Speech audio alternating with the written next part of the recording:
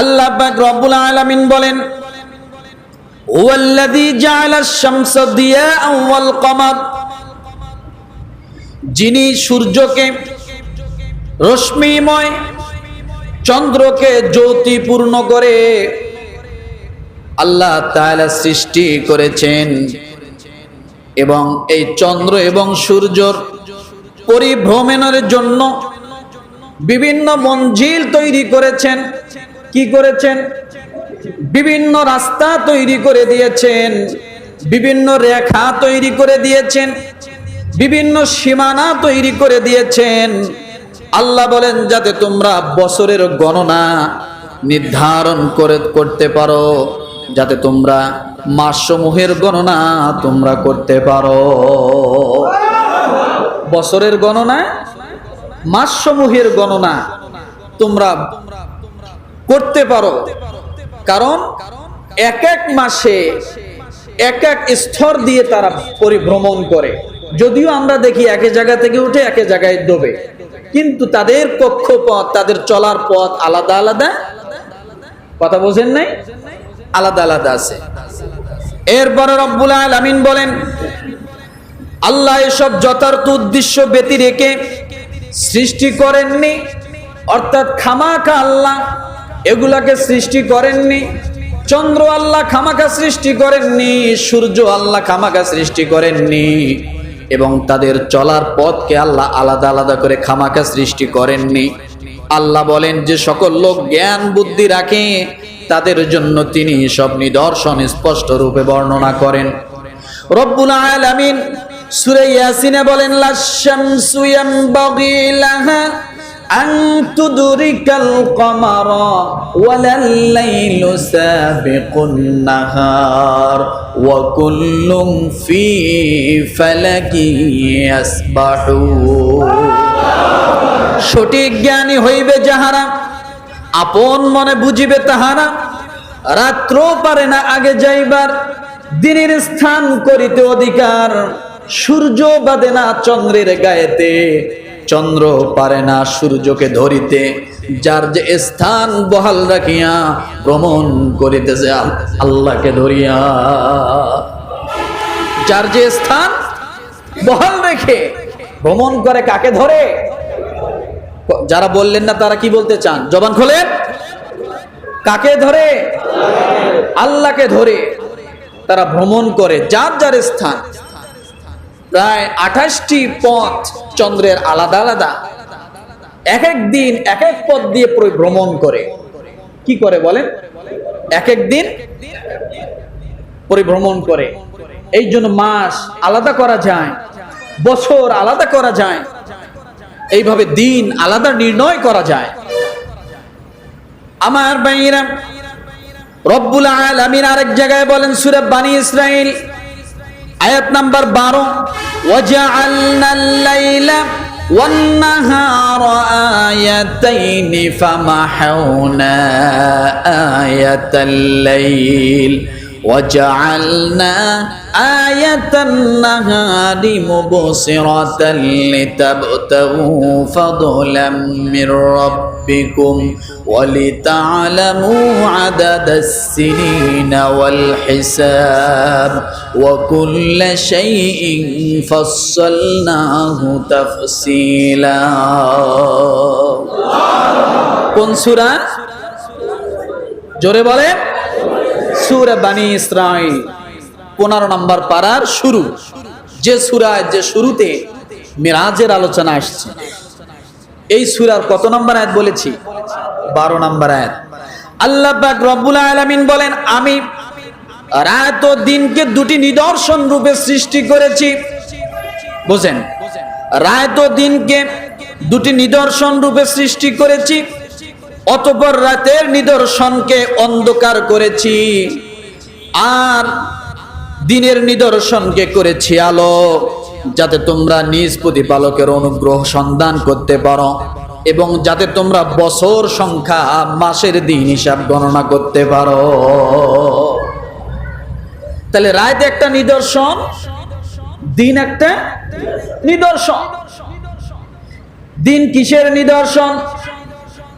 রাত কিসের নিদর্শন? রব্বুল আলামিন এর আরেক জায়গায় ব্যাখ্যা দিচ্ছেন, হুয়াল্লাযী ইয়াতাওয়াফফাকুম বিল-লাইলি ওয়া ইয়া'লামু মা জারাহতুম বিন-নাহার সুম্মা ইয়াব'আথুকুম ফীহি লিইয়ুকদা আজালুম মুসাম্মা সুম্মা ইলাইয়া মারজি'ুকুম সুম্মা ينبئكم بما كنتم تعملون সূরা আনআম। কোন সূরা? আয়াত নাম্বার 60, অর্থাৎ সূরা বনী ইসরাইলের 12 নম্বর আয়াতে আল্লাহ যে কথা বলছেন সে কথার ব্যাখ্যা আল্লাহ সূরা আনআমের 60 নম্বর আয়াতে দিচ্ছেন, যে রাত কিভাবে নিদর্শন, দিন কিভাবে নিদর্শন। আল্লাহ পাক রব্বুল আলামিন বলেন, তিনি সেই সত্তা যিনি রাতের বেলা ঘুমের ভিতরে তোমাদের আত্মা উঠায় নিয়ে যান। কি করেন? রাতের বেলা ঘুমের ঘরে, ঘুমের ভিতরে যে আল্লাহ তোমাদের আত্মা উঠায় নিয়ে যান, রব্বুল আলামিন ডাক দিয়ে বলেন সে আত্মাকে আল্লাহ কবজা করেন। কি করেন? কবজা করেন। এরপরে দিনের বেলা তোমরা যা কিছু করো তা তিনি জানেন। আল্লাহ বলেন দিন হওয়ার আগে আমি আল্লাহ তাআলা ওই ঘুমান্ত মানুষটাকে আবার ওঠার জন্য আমি আল্লাহ তার আত্মাকে তার জায়গায় ফিরিয়ে দেই। অর্থাৎ রাত হলো ঘুমানোর জন্য, এটা একটা নিদর্শন। রাত কিসের জন্য? ঘুম এমন একটা জিনিস, আমি কয়েকদিন আগেও মনে হয় বলেছি, পৃথিবীতে ঘুমের থেকে বড় ওষুধ আর এখনো আবিষ্কার হয়নি। উদাহরণ দিয়েছিলাম, আপনার পেট ব্যথা যন্ত্রণা, যতক্ষণ আপনার ঘুম আসেনি ততক্ষণ যন্ত্রণা আছে। ঘুমালেন পেট ব্যথা নাই, যতক্ষণ ঘুমিয়ে থাকবেন পেট ব্যথা থাকবে না। যদি আপনার ঘুম এসে যায়, ধরে আপনার মাথা যন্ত্রণা, আপনার ঘুম আসছে না আসা পর্যন্ত যন্ত্রণা আছে, যখন আসবে তখন আপনার মাথায় আর যন্ত্রণা, হাজার টেনশন, টেনশনের ওষুধ, ঘুমানোর ওষুধ কত কি খান, কিন্তু যখন আপনার ঘুম আসবে দুনিয়ার কোনো টেনশন আর মাথায় ভিড় জমাবে না। রব্বুল আলামিন সেই কথা বলেন, রাত একটা নিদর্শন করে দিলাম। শুধু তাই নয়, বান্দারে সারাদিন পরিশ্রম করেছো, সমিলের মধ্যে গাছ উঠাইছো, বিশাল বড় বড় গাছগুলো ধরে ধরে সমিলে যে সমস্ত আমার শ্রমিক ভাইয়েরা কাজ করে, অনেক বড় বড় গাছগুলা উঠাইতে হয়, ঘাড়ে নিতে হয়, এরপরে সমিলের সামনে নিতে হয়। আমার কাছে মনে হয় সবচাইতে পৃথিবীর সবচাইতে বড় কষ্টের একটা কাজ। এত পরিশ্রম করলো, সন্ধ্যাকালীন সময় বাসায় চলে গেল,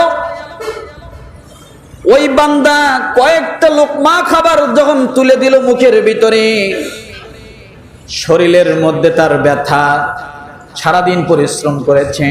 যে সমস্ত ভাইরা দা বানায়, লোহা দিয়ে যন্ত্রপাতি বানায়, সেই সমস্ত ভাইরা বড় বড় হাতুর দিয়ে পিটায়, কথা ঠিক কিনা? শরীরে ব্যথা থাকতেই পারে, শরীরটা ক্লান্ত হয়ে গেছে। বান্দাকে আল্লাহ তাআলা ঘুম স্প্রে করে দিল। বান্দারে আমি আল্লাহ তোমাকে ঘুম স্প্রে করে দিলাম, তুমি যখন ঘুমায়া যাবা সমস্ত ক্লান্তি শ্রান্তি ব্যথা আমি আল্লাহ তাআলা দূর করে দিয়ে আবার সুস্থ সবল করে পরের দিন সকালবেলা আমি তোমাকে জাগিয়ে তুলব। وهو الذي جعل لكم الليل لباسا والنوم سباتا وجعل النهار نشورا। আল্লাহ বলে বান্দারে, وهو الذي جعل لكم الليل لباسا, আমি আল্লাহ কেমন দেখো এই রাতটাকে তোমার জন্য লিবাস করে দিছি, পোশাক বানিয়ে দিয়েছি। কি বানিয়ে দিছে? পোশাক। রাতের অন্ধকারটাকে তোমার জন্য আমি পোশাক বানিয়ে দিলাম। কারণ অন্ধকার যদি আমি না দিয়ে আলোকে যদি না ঢেকে দিতাম তুমি জাগিয়েই থাকতে হতো, তোমার ঘুম আসতো না। বোঝেন নাই কথাটা? মনে তো কথা বললেন না যে আমি এই পোশাক, অন্ধকারটাকে, রাতটাকে আমি পোশাক করে দিলাম দিনের জন্য। পর্দা ফালায় দিলাম, বোরকা পরায় দিলাম, যার কারণে অন্ধকার আসলো আর অন্ধকারে তোমার ঘুম ভালো হবে, আমি আল্লাহ সে ব্যবস্থা করে দিলাম। আবার রব্বুল আলামিন বলেন ওয়াজআলান নাহারা নুশুরা, বান্দারে দিনের বেলা আমি তোমাকে ঘুম থেকে জাগনা করলাম, ফ্রেশ একটা শরীর তোমাকে দিলাম, আর বাসায় বসে দেখো না, ঘুমায়ও না। বান্দা এবার তুমি আমার রিজিকের সন্ধান করতে থাকো। আমি আল্লাহ তাআলা তোমার রিজিকের ব্যবস্থা দিনের আলোয় করে রেখে দিয়েছি।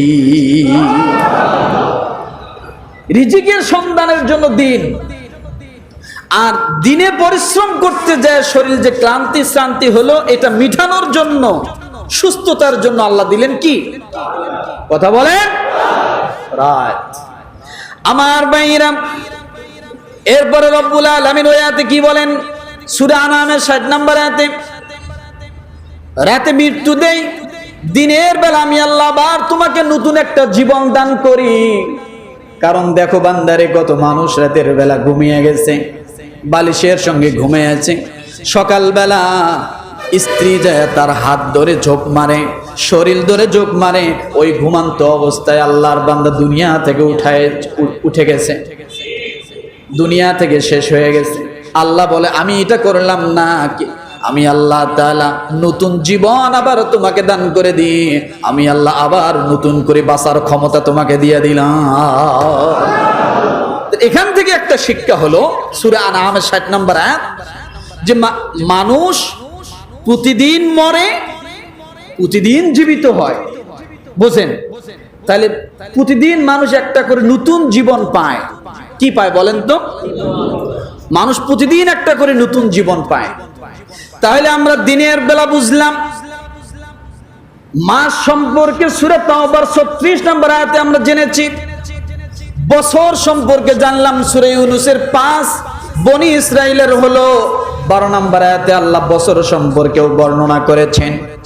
আমার ভাইরা, এভাবে আমাদের জীবন থেকে অনেকগুলো বছর কেটে গেল, কথা ঠিক কিনা? এই জন্য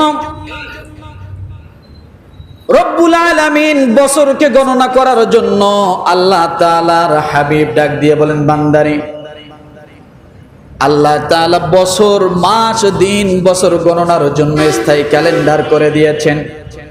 শুধু তাই নয়, আরেকটা জিনিস আমি বুঝাই দিয়ে যাই। দেখেন, দিনের বেলা সূর্য, রাতের বেলা কি সূর্য থাকে? কথা বলে, রাতের বেলা সূর্য থাকে না।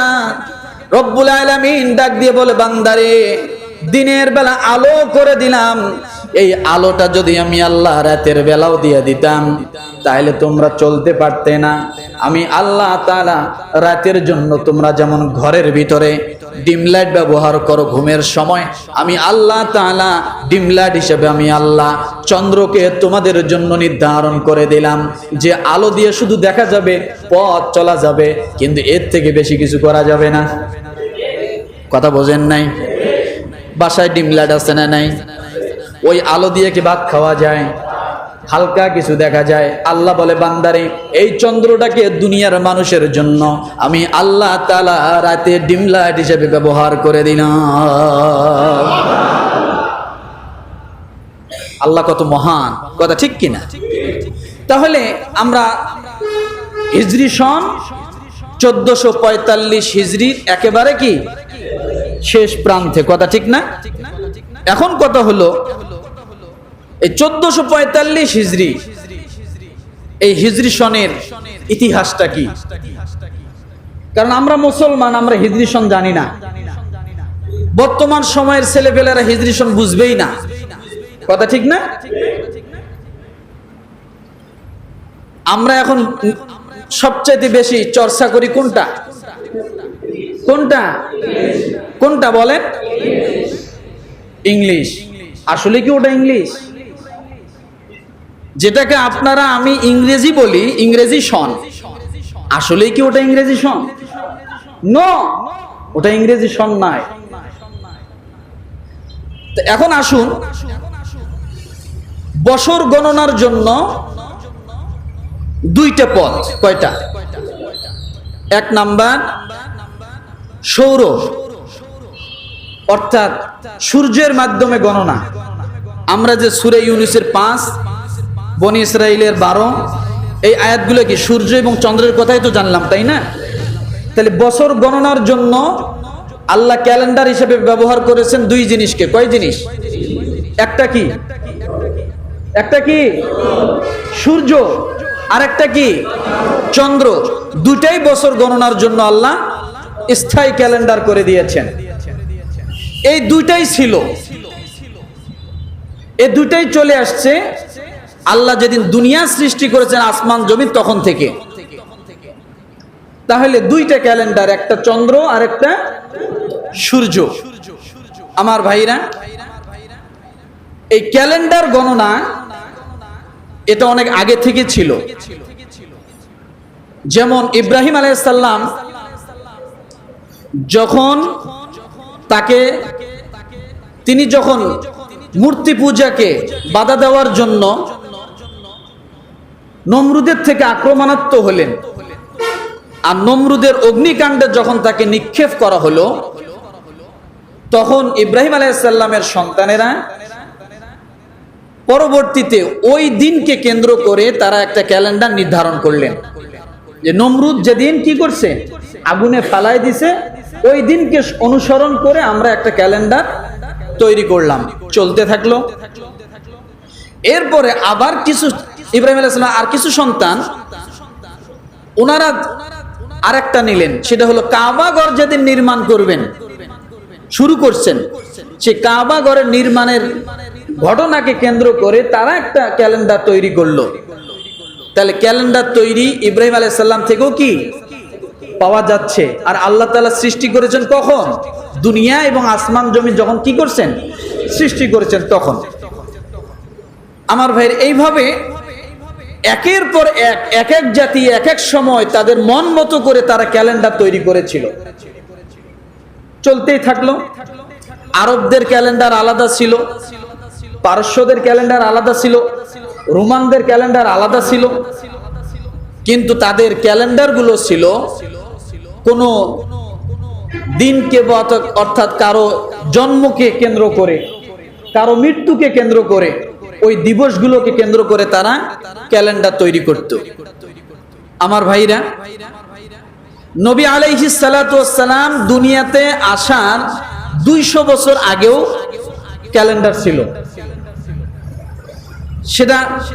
সেই ক্যালেন্ডার মুহররম মাসকে কেন্দ্র করে বছরের প্রথম মাস হিসেবে ক্যালেন্ডারটা চালু করা হয়। কয়শো বছর আগে? কথা বলেন। 200 বছর আগে। এইভাবে চলতেই থাকে। আমরা বর্তমান ইংরেজি, যেটাকে আপনারাও বললেন যে ইংরেজি সন, আসলে এটা ইংরেজি সন নয়, বরং এটা হলো খ্রিস্ট ধর্মীয়। কি লেখা আছে সেখানে বলেন তো? খ্রিস্টাব্দ লেখা আছে না? এই খ্রিস্টাব্দ লেখা আছে। এই ইংরেজি সনটা আসলো কখন? আর ইংরেজি সনকে কোন সময় থেকে ধার্য করা হলো? যিশু খ্রিস্ট যখন কি জন্মগ্রহণ করেছে তখন থেকে। আর এটা উৎপত্তি হলো কখন? যিশু খ্রিস্ট দুনিয়া থেকে যাওয়ার, অর্থাৎ আল্লাহ যখন তাকে উঠায় নিলেন, তারও প্রায় 1600 বছর পরে আপনারা যে ইংরেজি সনটা বলেন, অর্থাৎ খ্রিস্টাব্দ, এই ক্যালেন্ডার উৎপত্তি হয়। কত বছর পর? কথা বলেন।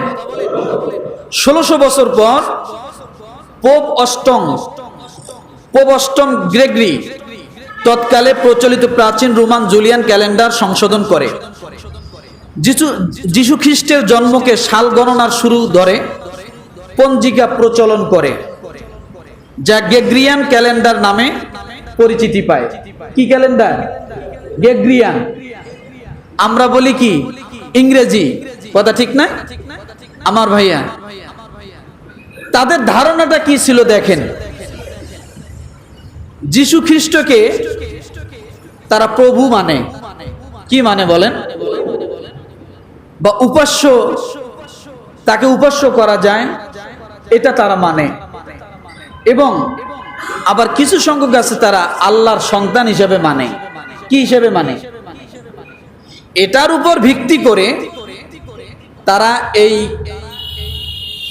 ক্যালেন্ডারকে, গ্রেগরিয়ান ক্যালেন্ডারকে তারা এমনভাবে সেটেল করলো যে তারা সবকিছুকে, তাদের জীবনের যত কাজ আছে, ভালো কাজ, খারাপ কাজ, দিন, মহৎ যা কিছু আছে, সবকিছুকে এই ক্যালেন্ডারকে ঘিরেই করা শুরু করে দিল। কি করা শুরু করলো? এই ক্যালেন্ডারকে ঘিরেই। তারা তখন সেটাকে নাম দিল আন্নো ডোমিনি। কি নাম? কি নাম বলেন? অর্থাৎ প্রভু বা উপাস্য হিসেবে বিশ্বাস করা বৎসরের নাম হলো আন্নো ডোমিনি, যেটা আমরা এখন ইংরেজি হিসেবে চিনি। তাহলে এটার উৎপত্তি কারা করলো? খ্রিস্টানরা। তারা ধারণা তাদের কি খারাপ না ভালো? কি খারাপ? কি আল্লাহর সন্তান হিসেবে মানে ঈসা আলাইহিস সালামকে, অথবা আল্লাহ বলেই সরাসরি কি বিশ্বাস করে। এই বিশ্বাস ধারণা থেকে তাদের ইবাদতের জন্য তারা এই ক্যালেন্ডারের উৎপত্তি করে। কত বছর পরে উৎপত্তি হলো? 1600 বছর পরে উৎপত্তি করলেন আমার ভাইরা। এইভাবে শুরু হলো। কিন্তু আজকে বড় দুঃখের বিষয়, আমরা যত জায়গায় যাই, যেখানেই যাই না কেন, আমরা দেখতে পাই ইংরেজি ক্যালেন্ডার সব জায়গায়, মসজিদ থেকে নিয়ে শুরু করে একেবারে সরকারি অফিস পর্যন্ত কোথাও কি বাদ নাই।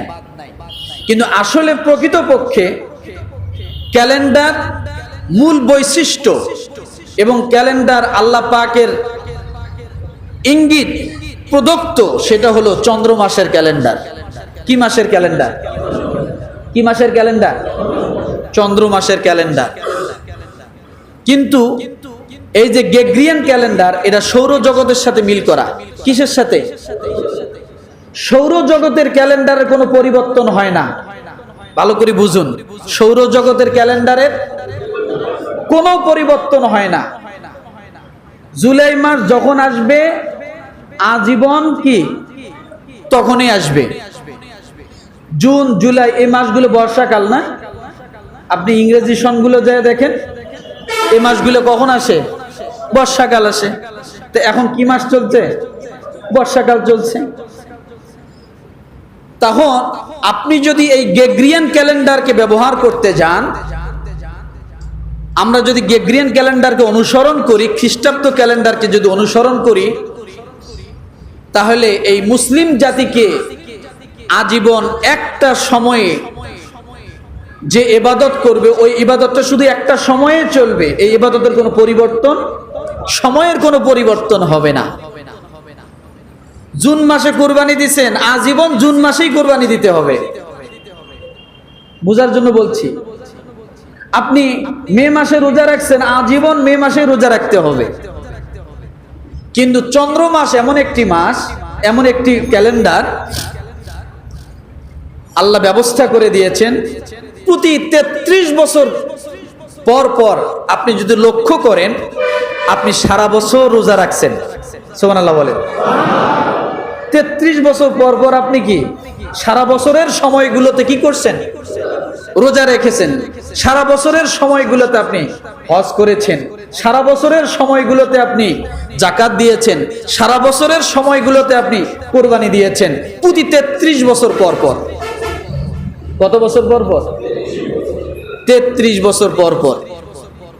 যার কারণে 33 বছর যদি আপনি চন্দ্র হিসাব ধরেন, আর 33 বছর যদি আপনি সৌর হিসাব ধরেন, সূর্যের হিসাব ধরেন, অর্থাৎ ইংরেজি সন ধরেন, তাহলে 33 বছর পর যদি আপনার বয়স হয়, আপনার বয়স যদি হয় ইংরেজিতে 33, আর চন্দ্রের বছর হিসেবে আপনার বয়স হবে 34।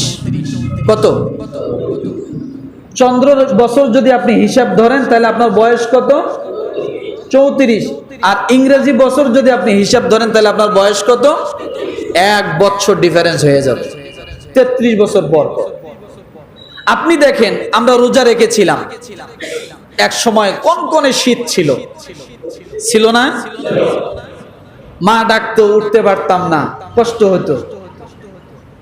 একেবারে শীতের সময় আবার আল্লাহ এমন ব্যবস্থা করে দিলেন যে বান্দারে, এটা যদি আমি স্থায়ী করে দেই সারা জীবন শীতের সময়, তাহলে তোমাদের এই রোজা রাখা কষ্ট হয়ে যাবে, তোমরা অভিযোগ করবে যে এটা কি জিনিস, রোজা সারা জীবন শীতের সময় রাখতে হয়। আমি আল্লাহ সেটাকে ঘূর্ণায়ত্ত করে দিলাম। কোন সময় শীতে রাখবে, কোন সময় বৃষ্টির সময় রোজা রাখবে বর্ষাকালে, আবার কোন সময় গ্রীষ্মকালে গরমকালেও তোমরা রোজা রাখবে। আমি আল্লাহ এইভাবেই ব্যবস্থা করে দিলাম, মানুষ যাতে একঘেয়েমি না হয়। সুবহানাল্লাহ বলবেন না? কিন্তু আপনি যদি এই রোজা আপনি যদি ইংরেজি ক্যালেন্ডার, যেটা আপনারা বললেন গ্রেগরিয়ান ক্যালেন্ডার হিসেবে রাখতে যান, সারা জীবন গরমের সময় যদি রোজা শুরু হয়, আজীবন গরমেই রোজা রাখতে হবে, শীতের দেখা কোনোদিন রোজায় পাবেন না। আল্লাহ সে ব্যবস্থা করেননি। চন্দ্র ক্যালেন্ডার এমন ব্যবস্থা আল্লাহ সুবহানাহু ওয়া তাআলা করে দিলেন, যাতে কি হয়, মানুষ সারা জীবন ঘুরে ঘুরে ঘুরে ঘুরে সমস্ত ঋতুতে সমস্ত ইবাদতগুলো যেন করতে পারে। গরমেও রোজা আসবে, শীতকালেও রোজা আসবে, বর্ষাকালেও কি আসবে, রোজা আসবে। কোন সময় মানুষ কাঁঠাল দিয়ে ইফতারি করবে, কোন সময় মানুষ আম দিয়ে ইফতারি করবে, আবার কোন সময় মানুষ তরমুজ দিয়েও ইফতারি করবে। সব ফল দিয়ে যাতে বান্দা ইফতারি করতে পারে। সুবহানাল্লাহ বলে। এটা আর কি আমার দিক থেকে বললাম, আসলে বাস্তবতা আছে না নাই? এক সময় আম দিয়ে ইফতারি করছিলেন না, এবছর আমের দেখা পাননি, কিন্তু তরমুজের দেখা পাইছেন। কথা ঠিক না? আবার যদি আপনি আমের দেখা পেতে যান, তাহলে ওই রকম আবার 33 বছর পর আবার ঘুরে আসতে হবে। এইভাবেই ঘুরতে হবে। রমজান মাসে যদি আপনি ইফতারিতে আমের দেখা পেতে যান, তো আল্লাহ সুবহানাহু ওয়া তাআলা এইরকম ব্যবস্থা করেছেন। তাহলে ক্যালেন্ডার হলো চন্দ্র, আর একটা কি সৌর। সৌর ক্যালেন্ডার দিয়ে ইবাদত করতে গেলে একভাবে হবে, যার কারণে আল্লাহ সুবহানাহু ওয়া তাআলা পছন্দনীয় করলেন কোন ক্যালেন্ডার? চন্দ্র ক্যালেন্ডার। তাহলে সৌর এবং চন্দ্র ক্যালেন্ডারের মধ্যে 11 দিনের ব্যবধান। কত দিনের? কত দিনের? 11 দিনের ব্যবধান। 11 দিন কম চন্দ্র ক্যালেন্ডারে, আর সৌর ক্যালেন্ডারে অর্থাৎ ইংরেজি ক্যালেন্ডারে 11 দিন বেশি।